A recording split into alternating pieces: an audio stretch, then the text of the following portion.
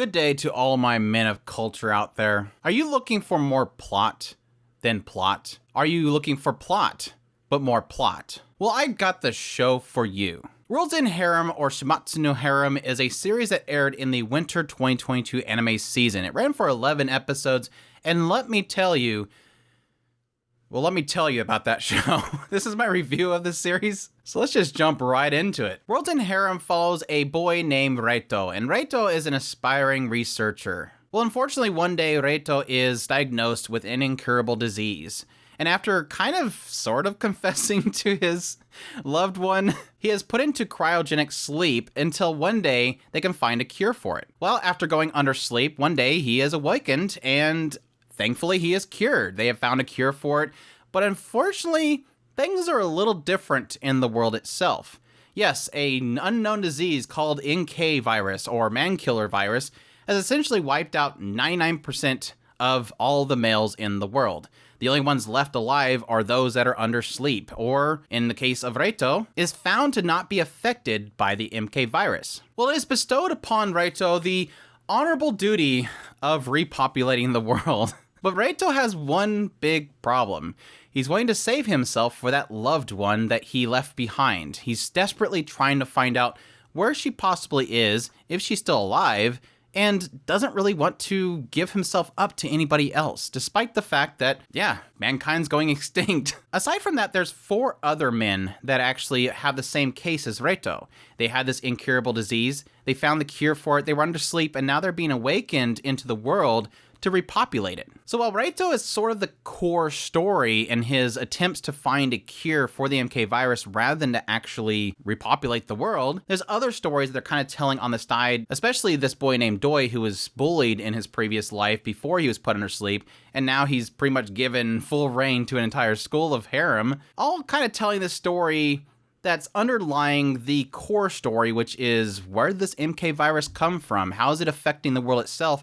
And the new leadership that is pretty much all female. So yes, that's a lot of plot to give you in this pretty much borderline hentai show, let's be honest. This is a series that, I don't know. I honestly, in the end, I really don't know. I will say that I feel like this 11 episodes really didn't cover much. I mean, yes, I think a lot of development and storytelling was done around Doi, who was this one boy who was bullied, and now he's got like this whole mock school put together just to kind of fill his needs to, again, technically impregnate all these women. And not so much around Reito. Reito was a story that was the core story early on in his hopes for finding a cure for the MK virus and finding his loved one, but I don't really feel it was enough told.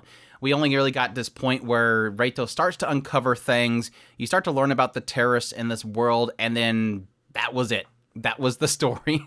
This whole thing about the leadership itself and what its goals are, and the truth behind the development of the MK virus, the fact that it might possibly be man-made, is all kind of slowly unraveled, but then there's no punchline to it in the end, which I think is going to be the first issue I really do have to present to everybody, and the warning I have to give everybody is this doesn't really feel like a solid story, or at least a chapter end for it.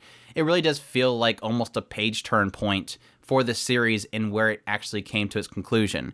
Now, I have not seen anything regarding an additional adaptation of the series, but I will say in its form now, it does not feel fulfilling enough. But that aside, I will say, of anything in this story, I did like Doi's story. I think it was a pretty cool little story to get into. Honestly, early on watching this show, I just was really frustrated with Reito. They introduced this Reito guy who is the second that was brought out. They showing the fact that there's this first that was brought out that's like, he's like, yeah, sure, give me all the women in the world. Whereas Reito's side was more of a, oh, the world's collapsing because there's no men and we're going to go extinct and all this kind of stuff. Well, I need to keep myself for this girl. So, sorry, I need to find her first. I'm not going to procreate like you want me to. Oh, by the way, I want to find a cure for this, even though, massive amounts of people died trying to find a cure for this. Me, a young, aspiring researcher, is going to find the cure. It was extremely selfish, and it was extremely frustrating. I mean, my perspective, I give all the credits to the world for Reito. I mean, I do support the idea of keeping yourself for that one person. I'm fully in support of that whole concept. But at the same time, it was one of those elements where it was presenting all these concepts of we as a society is collapsing because we don't have the other gender for this balance. And because we don't have that, everything's falling apart. People are starving. The world itself is collapsing. But oh, by the way, I need to keep myself for that one woman. It was extremely, extremely frustrating. But I think when we get to Doi's story, it was more of a shift from that element, but to more focused on this idea of somebody who was in this really dark state with being bullied and stuff. He was this outsider in his class, to the state where everything is being given to him in sort of this fake environment that he's adjusting to, and he's acknowledging this fake environment. And I felt like that was a really interesting character study. Now, there was times where I really got frustrated with Doi, and I thought that he was going to go down this extremely dark route, and he technically does in some ways, but it was still an interesting, I guess, experiment. It was a thought experiment, and yes, very much so more into the vein of a typical hentai or something like that, but at least had a story there and a character development that I thought was really fascinating. And even his handler, Karen, and all the stuff that she was trying to do was probably the more interesting storyline in this. So that when it came to that point where we started shifting back to Reito, I'm like, ugh, Reito again.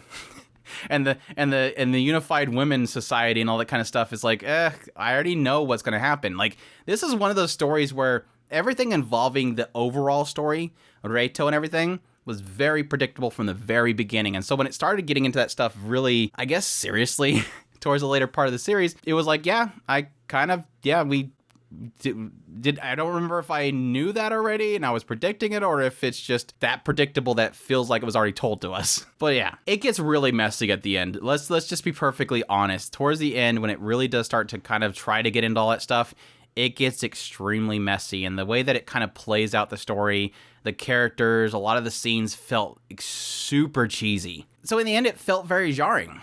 Again, I kind of liked Doi's story. I felt it was very structured. It had a plot line that it was laying out, whereas I think Reito and the overall storyline just felt very jumbled. It felt very predictable, and at the same time felt very cheesy towards the end of it, that it really did leave a nasty taste in my mouth at the end. Additionally, let's address the censorship. Yes, now, granted, I dropped the censored version very quickly because, let's be perfectly honest, it seemed like Studio Gokumi and Axis, I don't know if it was on their end or if possibly, yes, the conspiracy theories that Crunchyroll was involved. It felt like the studio itself almost took the whole censorship idea and got comedic with it. And I think it blew up in their face. I don't feel like it was funny in any way. It really did feel like it was going way out of its way to do the censorship. And I felt like that did nothing but kind of ruin the experience rather than to be funny in a way. When you do have cases where it seems like it's censoring like upper chest, not even to where the chest is, and you're censoring kisses, I think you're trying to be funny about it. And in the end, I think it just ruined it. I kind of acknowledged it as being funny at first, but I think in the end, it ruined the whole show. If you watch the censored version of this, it is absolute garbage. But for us that are willing to go the extra mile to watch this show uncensored, it was fine. I think it's fine. There was quite a few points in the show where I think it was very lacking in the animation department, but overall it's fine in that respect. So yeah, I guess the big question mark is this a good hentai? Not really. You do get some little plot in there, and I guess that's going to be a little extra flavor to add to the experience of what all is happening, but I think what's happening isn't that interesting. But for those that are after plot and they're okay with the aspect that there's a lot of nudity and a lot of boinking happening in this series, I don't think there's enough story here to really suffice. Now, like I said before, I did like Doi's story, and I think that was a very interesting idea of Mock creating a school to essentially facilitate the boinking.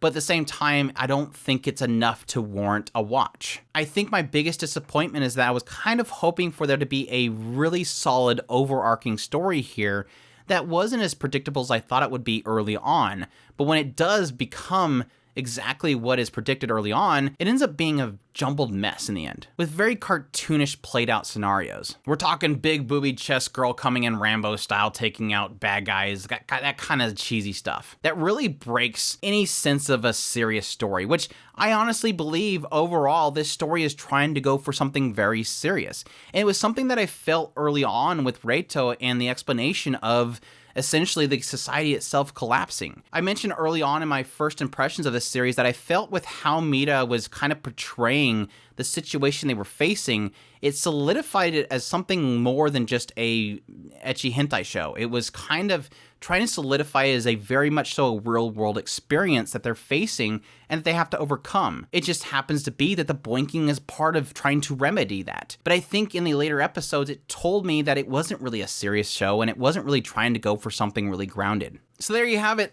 That's my thoughts on this show, World's End Harem. If any of that sounds itchy, definitely check it out. Again, I highly recommend avoiding the censored version unless you really don't want to see any of that stuff. But as it stands now, hopefully we'll get a second season. But either way, we'll see where it goes from here. I would probably watch a second season if they did come out with it, but I definitely am not going to traverse into the manga. I don't really feel it being that fruitful in the end. But if any of that sounds interesting to you, definitely check it out. I hope you guys enjoyed this review. If you did, hit that like button down below, comment, let me know what's all this series. Are you going to check it out?